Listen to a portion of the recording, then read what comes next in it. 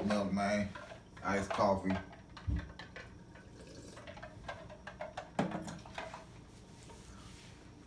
TV Le Star from the Star Nah. No, I ain't got nothing to say with that. It is what it is. You hear me? For this video at least. This video is to tell my future self. I just want to look myself in the eye so when I look back, I can understand and grasp what I actually am about to say. Who am I for the algorithm perspective, or for the algorithm perspective? I'm T.D. Smith, you hear me?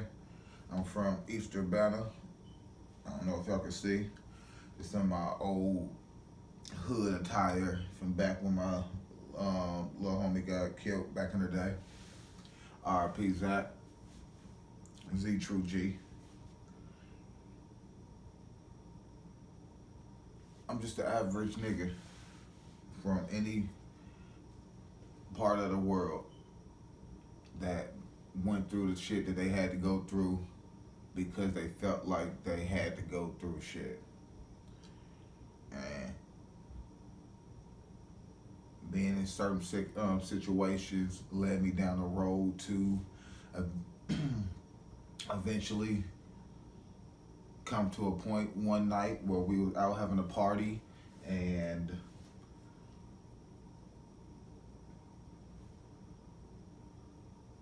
well, we wasn't having a party, we was attending the party. And we wasn't really even attending the party at that point. We were just really gathering around the outside of where the party was supposed to be going down.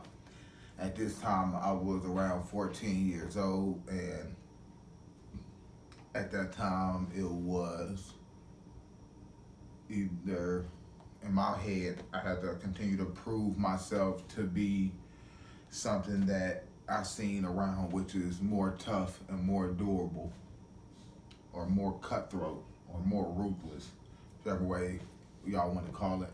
We wasn't calling it no dumbass demon time. It is what it is.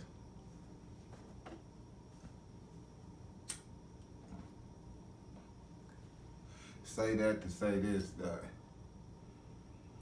come to find out that same night we gathered around this party, it's probably around 11 o'clock or so, and it's getting kind of late, and I'm knowing that I'm probably more or less the youngest person that's out there at the time. So I called up my grandma and I asked her, can I stay out for a little longer because the party don't start to 12 o'clock, which that was the truth. But she said, yeah, you can stay out for a little bit longer, because I was really down the street from where the party at, in the hood somewhere, East Urbana type shit, you hear me, no Scottswood type shit. If anybody come through Illinois and you come through Champaign or Urbana, exactly, yeah, it's not that type of party, you hear me though, straight like that. Anyway, back to the party. So I end up getting permission to stay out a little longer. And in the midst of me getting permission to stay out a little longer, before we actually ever even get in the party, people already start to fight inside the party. So now the fight is spilling outside. So now since the fight is spilling outside, it's no longer a party that's happening. It's no longer a party. So now it's just basically a little brawl, fight here, fight there. But coming from where I'm from, I knew all the older people that was out there, the majority of the people that was causing the harm or beating up people or doing what they do. So at that point, I wasn't really worried about getting attacked or anything like that. So in my head, I was more of the front row seat spectator of shit like that for some odd reason. Anytime somebody be fighting or something like that, I'm always the one that's right there in front watching shit while everybody else trying to watch from a distance or something like that for whatever reason. And I get to anything else after I'm explaining to my future self who I am. Like I said, I'm T.D. Smith from Easter Banner type shit. With that being said, in the midst of people fighting and brawling and doing all this, is this other lighter hued gentleman that was being bullied or antagonized to fight, and he really didn't want to fight. He was sitting inside his car trying to bag out, but since it was so many people, he really couldn't bag out at that point, I'm assuming. So by the time anything else happened, somebody then, one of the dudes I knew, then opened his door and started punching his ass. Punched his ass so many times his ass went to sleep and woke back up in the middle of getting punched. On the real, by the time he woke up, came back to, he was falling out the car. By the time he fell out the car, his head was falling outside the car. Another one of my homies then kicked the car door on his head. Bow! I was like, damn. By the time he kicked the car door on dude's head, that's when I said, okay, yeah, I gotta bag up. So now me, I'm bagging up. I'm going to, and this is going, this is happening in front of apartment complex, right in between two cars in the parking lot. So where the whole altercation is just a car parked right there and the car parked right there, and dude was in the driver's seat of the car next to the car. So it was just a car in between us. So it was just four people there. The dude that was getting beat up in the car, the dude that was beating him up originally in the car door, and then another one of my older homies named Cheese, man. Shout out Cheese, man. GD Cheese. You heard me though? GD crazy. Real shit. Another he was standing right there basically doing the same shit I'm doing, goddamn spectating on the front end, like, nigga, I don't get no fuck. I'm trying to see what the fuck happening to this nigga. And that's what type of niggas that we is, man. We just, I don't say we like violence or anything like that, but we so used to it. When it happened, we want to see what's going on in each blow by blow. You heard me? So after my nigga Cheese then kicked the car door on dude's head, he fall down to the ground. Now people is starting to kick him, stomp his ass out and shit like that. So by that time, I'm like, oh shit, it's over with. I'm finna move around. I decided to bag up from in the middle of the car with all of them from the front row to go around the opposite car that was parked next to the car that all the shit was going on. By the time I go around the car, somehow, some way, they didn't stop beating him up or whatever, or he got back in his car, because now this time he was bagging his car up and hitting it in reverse and then like straightening it out. So by the time he straightened his car out, somebody else that I knew had jumped on top of this dude's car. And when I say he jumped on top of the dude's car while it was bagging up and goddamn getting back in gear to drive, and stumped his windshield in and then ran over the back of his damn car and jumped off. And by this time, I'm then made my way to the backside of the cars that he was just parked to. And like I said, some dude didn't smash his window in, so now he really can't see. So now he kind of swerving. So now in the midst of all this happening, I don't know if I'm panicking or what happened, but I stumbled over my feet trying to be in the middle of some shit I shouldn't have been in the middle of in the first place. So I end up falling in the middle of the street in the parking lot right in front of the car coming towards me. And I had probably, in my head, I probably had 5 to 7 seconds to think of all of this that I'm finna say right now to my future self, so I can understand who I am, which I am TV Lestat from the Star Na, the everlasting strike of nature, or the everlasting strike from nature.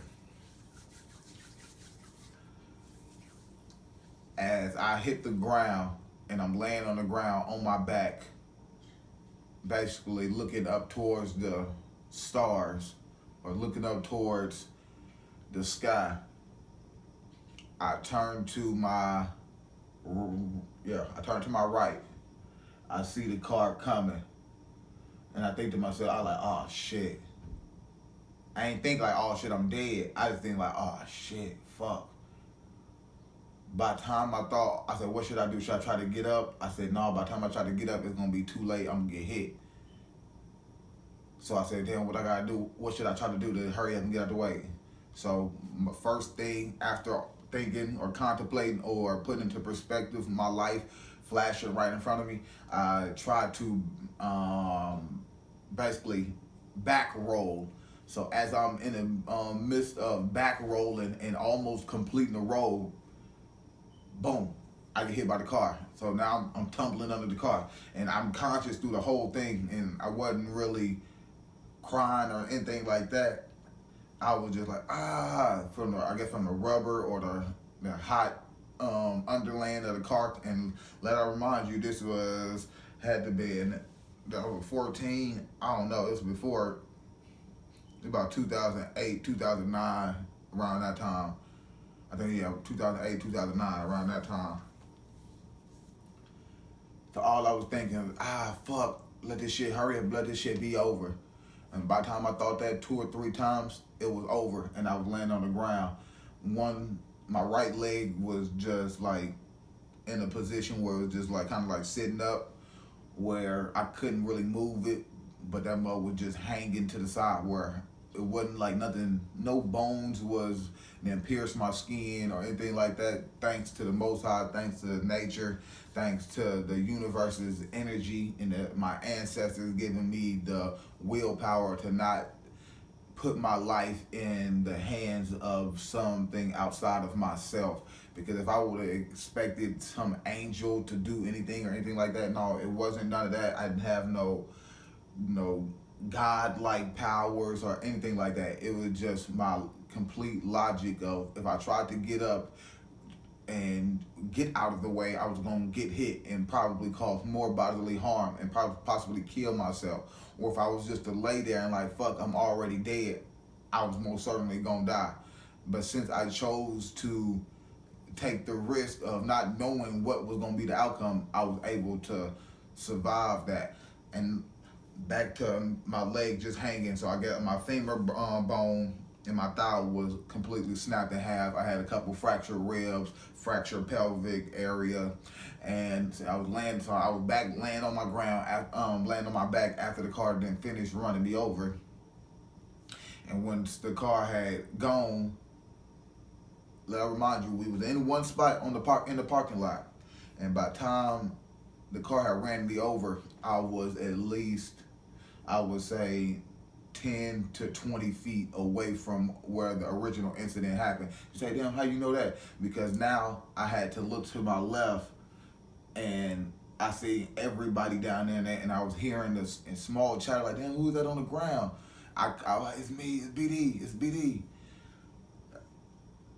No gang shit. That's just what I was saying, though.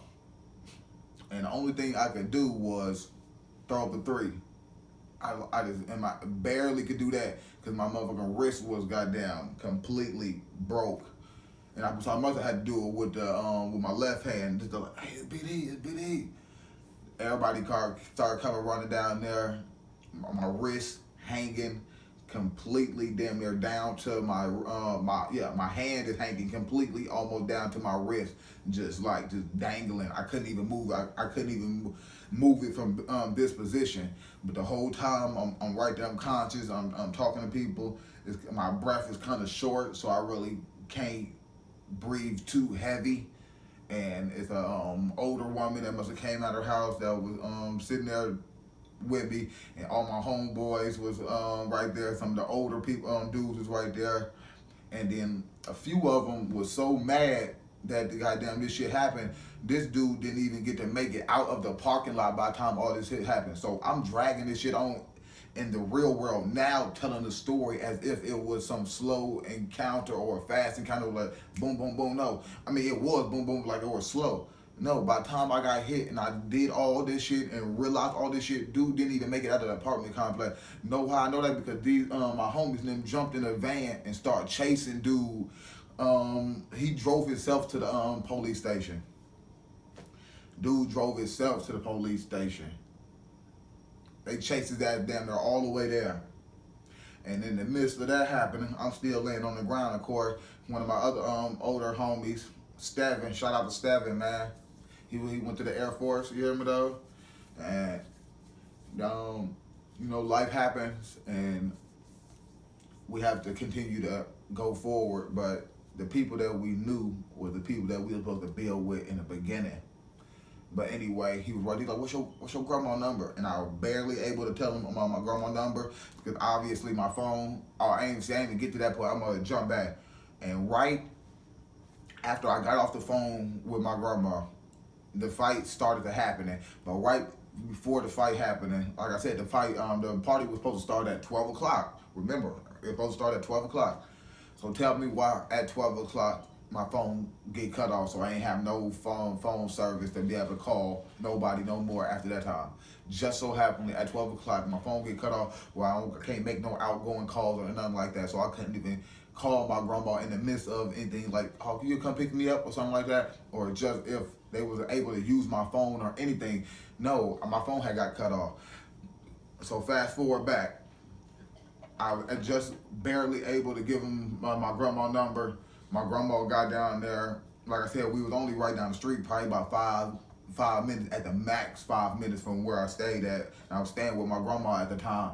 She came down there, and like I said, I was just laying on the ground, baby, kind of just talking and looking around at people. I wasn't really crying or nothing like that, but I really didn't start to cry until my grandma got there. And I was like, hey, am I gonna die? That's what it's like. That's the only thing I really asked. She's like, no, you ain't gonna die, baby. You ain't gonna die. But I don't know. The only thing is, I wasn't crying in front of them, but I started crying in front of my grandma because at the end of the day, I think I didn't want to die in front of my grandma. Being the last thing she seen was her grandson, and I'm the favorite. You hear me though? Everybody got every grandma got their favorite grandchild and all this good shit. But I'm genuinely her favorite grandson. I'm the one that she had the most problems with, but I'm the one that she that learned the most from her. So when I say gave her problems, I'm talking about in the streets. As far as obviously, I got ran over at 14, so shit didn't get it got better, but it didn't it was still bumps in the road as far as this different knucklehead street shit. But this is to my future self, like I say.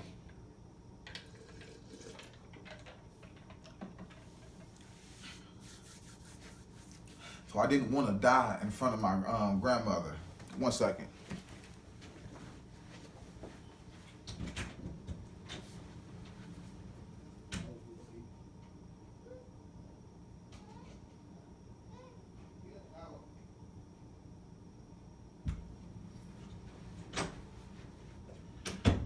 Daddy be out in a second.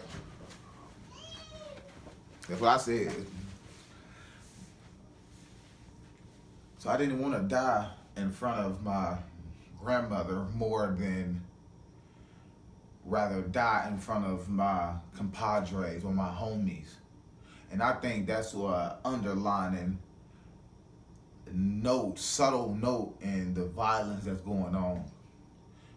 When brothers are in arms, we don't have a problem accepting that we finna die in front of our other compadres or our other partners in crimes or our other homies. We don't feel no sympathy.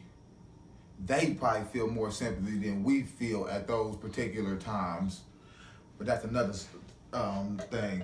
So by the time my grandma get there, she able to be there. She beat the ambulance there. So this is the psychology behind certain shit. She beat the ambulance there, and they called the ambulance. People called the ambulance way before they were able to talk to me to get my grandma a number to call her to then call for them. For them to communicate to her that her grandson got ran over. You know how hard it is to be like, hold on, you serious? Who don't take mine? Who don't me? He really got that?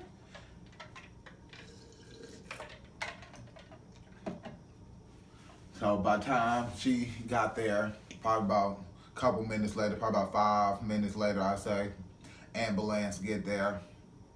She get in the ambulance with me, and next thing I know is I'm just looking at her, and then I pass out. Then I wake up again. I'm at the hospital. Then I pass out. Then I wake up again. They cutting off all my clothes. I had just had a new Dickie fit. I had the Air Force Ones, black, blue, and white match with it. I had me a nice little black, all black little jacket. Man, I was goddamn fresh back then. You hear me though? We was just stepping out to the party. I had a goddamn motherfucking Cubs hat, blue, blue, black, and white match with it. Man, I was BD crazy back then, just rocking colors and shit. I ain't really rock nothing but blue, black, and red, and that's a fact. So hey, it is what it is. Like I said, no gang banging shit.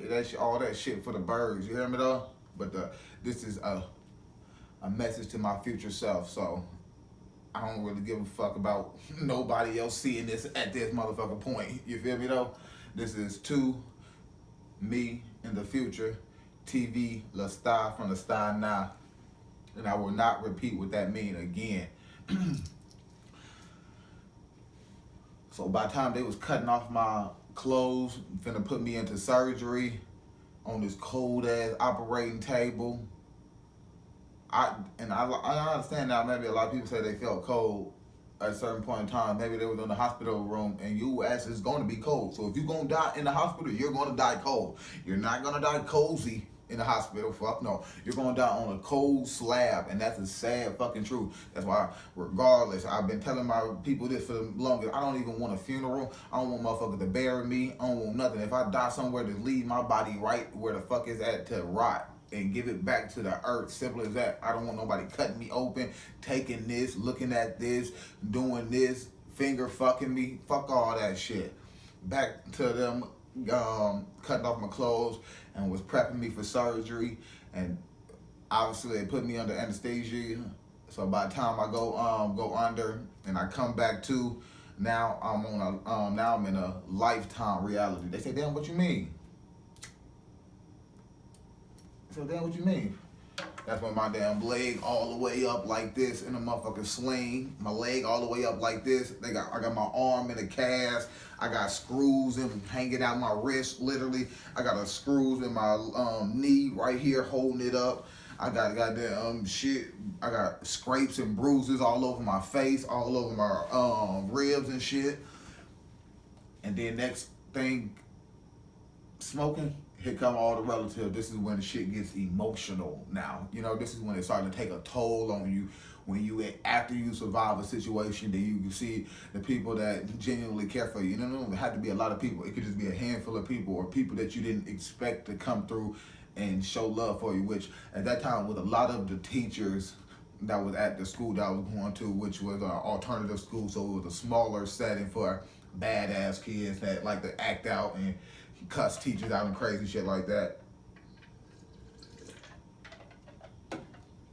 So at that time, it really hit me different. And most of all the teachers was white that came to visit me or brung me things. They brung me edible arrangements, all type of little cookie arrangements, little get well soon thing. Cause I'm pretty sure around that time that was not known or heard of for somebody around my age to be going through something like that, and then come to fuck around, I didn't survive getting completely ran over. Nigga, I didn't say that my legs got ran over on my arm. No, my whole body was under the car getting goddamn trampled on. You hear me though? So it ain't just, oh, I got hit by a car. No, nigga, that car, I was on the ground already. That car ran me over like a monster truck. You hear me though? And like I said, this was a back then, so this was an older model car. So it wasn't raised up as more. It was goddamn more metal. It was heavier. You hear me though? So the chances of somebody making it out of a situation like that was slim to none. You more capable of getting goddamn surviving, getting hit by one of these plastic aluminum ass cars these days. But back then, shit no. So here come to get well and all this stuff, and I really, like I said, that really hit different. It made me appreciate more my life more than I've seen other people appreciate my life. So that's the thing. If you don't, that's the thing. TV La Star from the Star Now.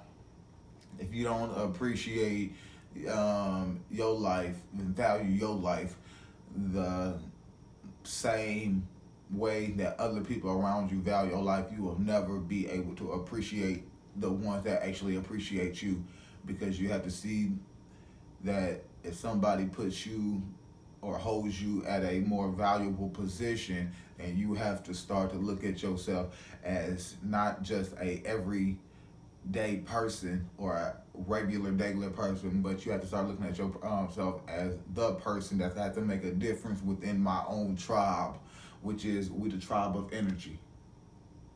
They said, what are you looking up at, man? We got lights and shit on the ceiling. Everything that's power in this world is powered through energy.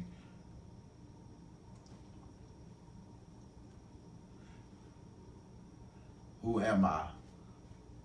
I'm just a regular nigga that got ran over and was able to survive it.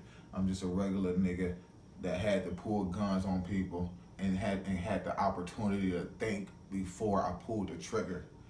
I got plenty of stories that I can tell myself in the future, and maybe I might make this a series, and by telling myself what I went through.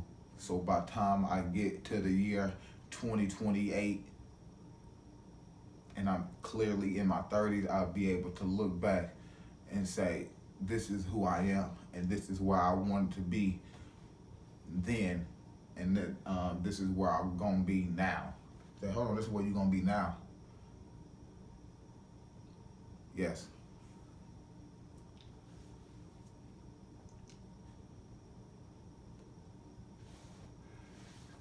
After all the gifts and everything like that, and family members coming through, and at the time of this, my mom was pregnant by her husband, which is not my father, or just be my stepdaddy, and that's why I was staying with my grandmother, because I really didn't get along with that nigga. But that's a whole nother thing. We cool now. It's all good. You know what I mean? It's all love. That's usually how it be once you get older.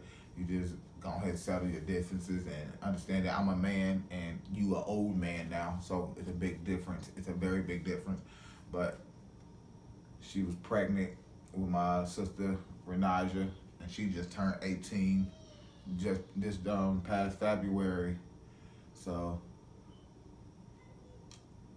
that's why I know time is going way faster. I could remember up until the point where my mama was pregnant with my sister, and I was watching her afterwards, but at the hospital, and then she would stay up at the hospital. And knowing the hospital really don't have no comfortable places to sleep anyway, but she would still stay up there with me because of just how emotionally left out or empty you feel after a certain incident, and you got to stay up in the hospital, and then you ain't got nobody to stay at the hospital with you. It just feel like you're gonna die at any point, and you can know that you gonna survive what you're going through. But when you don't have nobody at the hospital with you, when you done went through something traumatic that's gonna stay at the hospital with you, sleep overnight with you, no matter how boring or what the food is, even if they gotta leave for a little bit and come back, cool.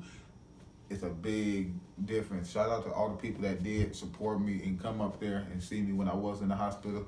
And that's why I always try to give back what I had, which was information of the now, knowledge of the shit that we did not know as a whole. And I was in the hospital probably about 25 days, and I had to start doing physical therapy in the hospital, which that's a whole nother damn monster, having to get up at certain times and go to physical therapy in the hospital, and god dang having to use the little stool because I can't walk, so I had to be I was in the hospital 21 days, then I had to be in a wheelchair for at least 3 months, so I couldn't even literally walk for about 2 or 3, at least good 2.5 months. I couldn't even walk, including so about 3 months, including the time I was in the hospital and the time I got out. So from the time I got out, I was in a wheelchair. So I'll tell y'all about the wheelchair days another time. You know, I'll tell myself about the wheelchair days another time because I can remember those. But this is just a video to myself and where I'm starting with my YouTube channel and where I started with my transformation, which is the Vigilant Christian, 13th son, Yashkara, and it led me down a path to find Bro Sanchez, and I'm still a part of that. And he's a part of everybody that he instills information in. So shout out to that brother, Bro Sanchez. Love you from another mother, and we gonna see each other one day. More than likely, it ain't gonna be here, but we will see each other another day. People like that actually start to open up my mind, and so I can gather my own thoughts for the world around us that's been blinding us our whole life. And once I got ran over, and that was the real knock on the door. Like, hold on, somebody here, and we ain't trying to die no time soon, so can you stop doing this shit? We got a mission to accomplish here. You do know who you is. You the everlasting strike from the staff of nature. Hello, is you here? We on? They knocking on the door. People don't understand their name. People don't understand the root of their name. People don't understand the meaning. And then once you get the root of your name, the meaning of your name, then you break it down, and now you have your name.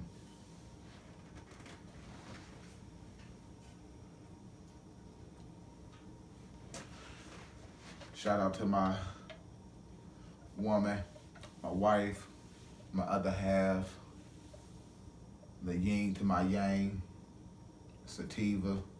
She been there with me almost from the beginning of all my whole transformation of becoming who I am today. So we've been through a lot.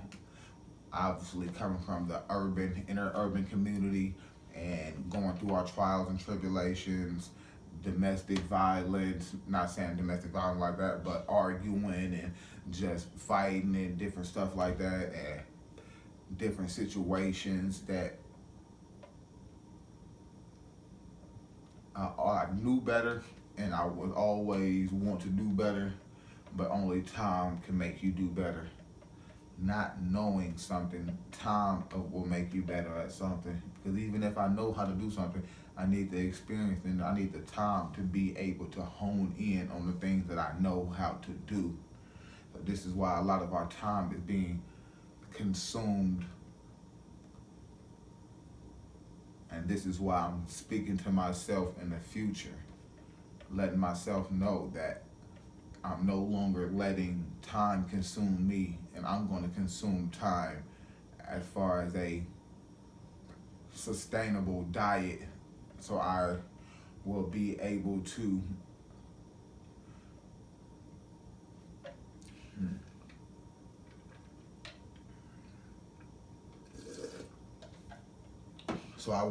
stay in front of time. A lot of people are behind on time. And that's why I say I'm making this video to myself in the future. It's TV LaStyle from the Style Now. And this is who am I to myself in the year 2028 and beyond. Peace.